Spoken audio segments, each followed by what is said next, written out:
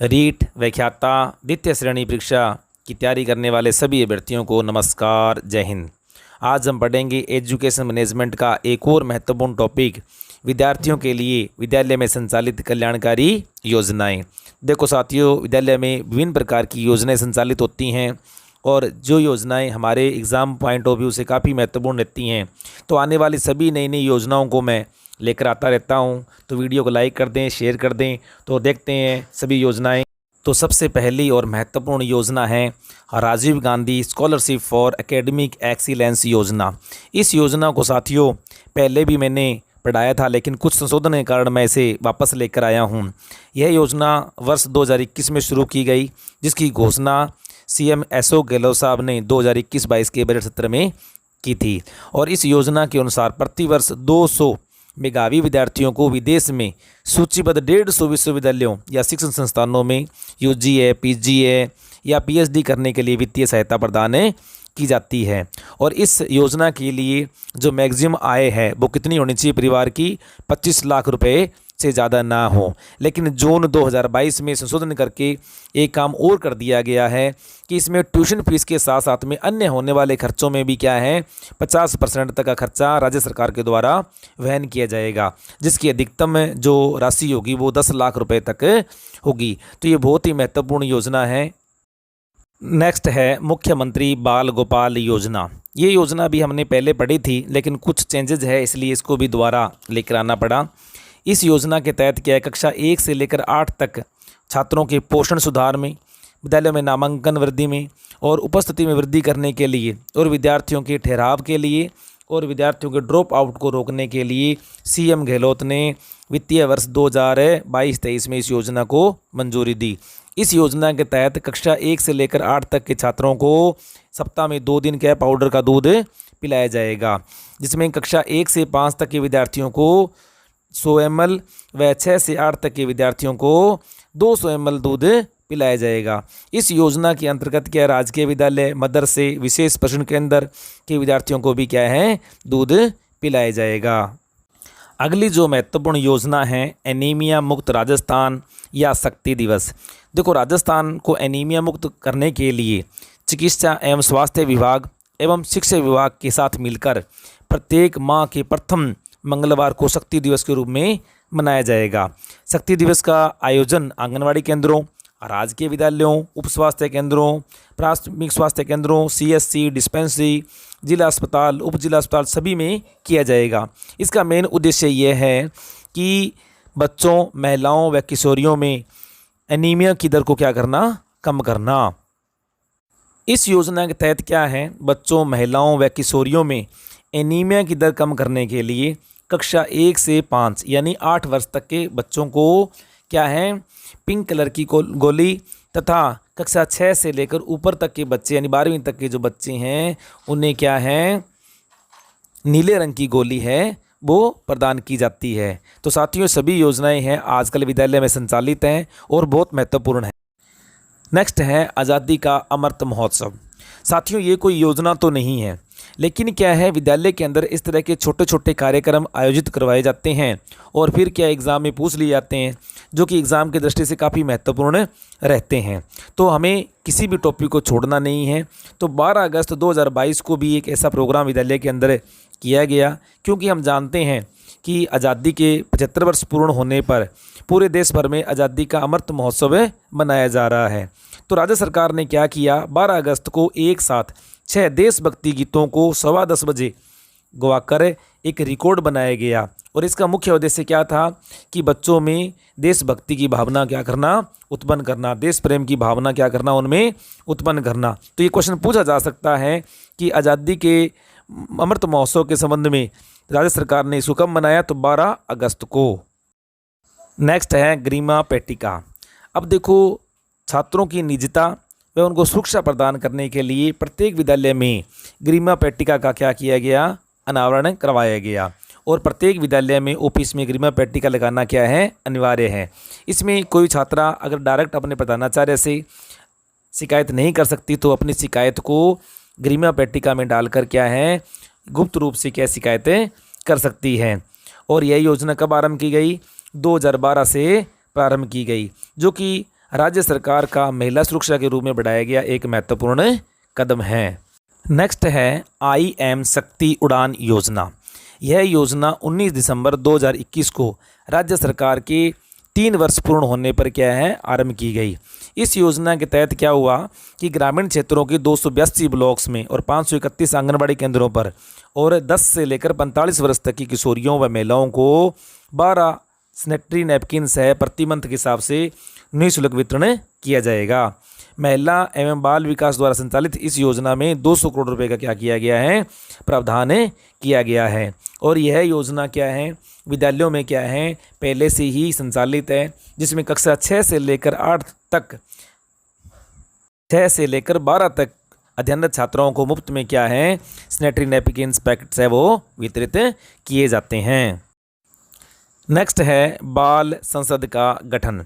देखो अंतर्राष्ट्रीय साक्षरता दिवस 8 सितंबर को हर वर्ष मनाया जाता है और इस मौके पर क्या है सरकार ने छात्र छात्राओं को जागरूकता बढ़ाने के लिए और विद्यालय के अंदर क्लासरूम व विद्यालय में आने वाली समस्याओं को संस्था प्रधान व अपने अध्यापकों को अवगत कराने के लिए क्या किया गया प्रत्येक क्लास में से एक मॉनिटर चुनकर क्या है बाल संसद का गठन किया गया, जो कि पूरे विद्यालय का ध्यान रखेंगे और समस्याओं से संस्था प्रधान को अवगत कराएंगे। इसी प्रकार से संसद का एक अध्यक्ष और उपाध्यक्ष बनाया गया और सबसे अनुशासित बच्चे को क्या बनाया गया ब्रांड एम्बेसडर भी घोषित किया जाता है।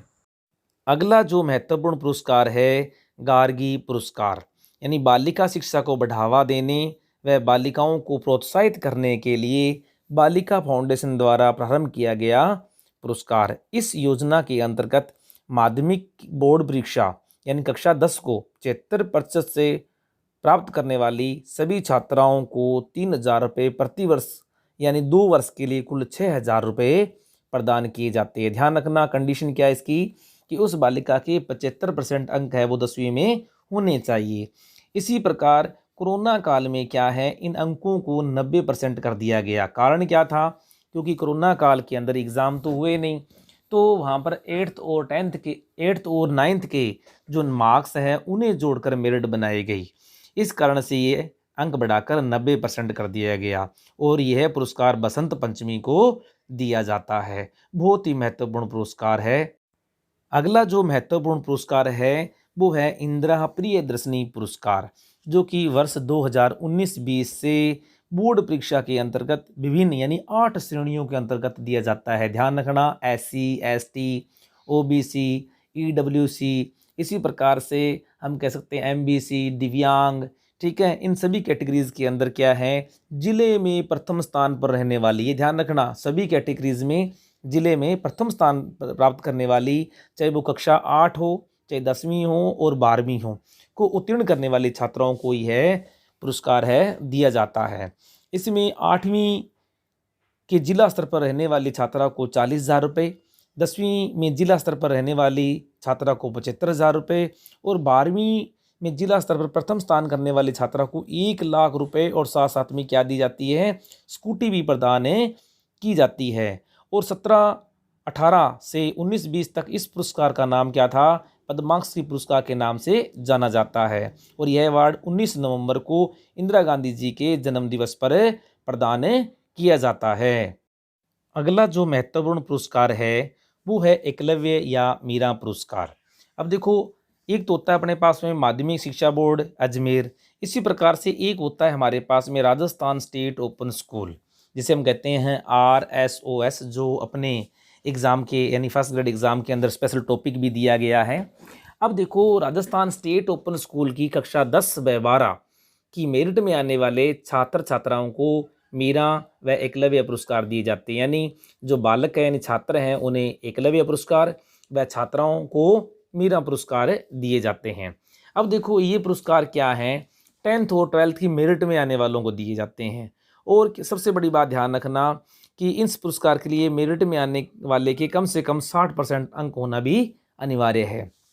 3 स्तरों पर दिए जाते हैं, राज्य स्तर, जिला स्तर और खंड स्तर पर दिए जाते हैं। अब प्रथम स्थान जो राज्य स्तर पर प्राप्त करता है उसके लिए 21,000 रुपये और द्वितीय स्थान वालों को 11,000 रुपये, दोनों में, चाहे वो एकलव्य हो चाहे मीरा हो। इसी प्रकार से जिला स्तर पर 11,000 व 5100 और खंड स्तर पर क्या है 3100 और 5100 रुपये प्रदान किए जाते हैं। अगला जो महत्वपूर्ण पुरस्कार है मेधावी विद्यार्थी लैपटॉप योजना या पुरस्कार।